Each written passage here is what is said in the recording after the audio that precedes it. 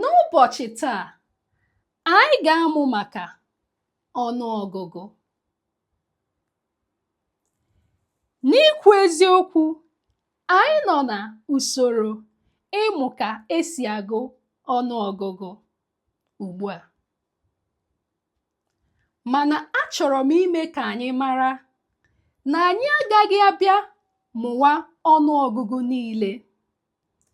Anyị ga-amụ ọnụọgụgụ ndị ga-enyere anyị aka gụọ ndị ọzọ. Anyị ga-agụ bido n'otu ruo n'iri, bido n'iri ruo n'iri abụọ, bido n'iri ruo na narị, bido na narị ruo na puku. Ndị nke a ga-enyere anyị aka mụta ka esi agụ ndị ọzọ niile. Ngwanụ, nọrọ ọfụma. What do I mean by that?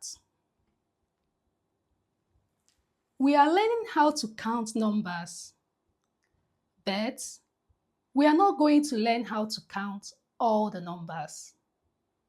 We are going to learn how to count the numbers that will help us count other numbers. So we are going to learn how to count 1 to 10, then 10 to 20. We are going to learn also in tens how to count 10 to 100 and then 100 to 1000.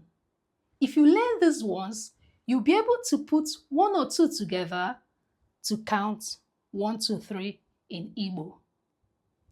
Imeela. Ngwanụ, ka anyị bido.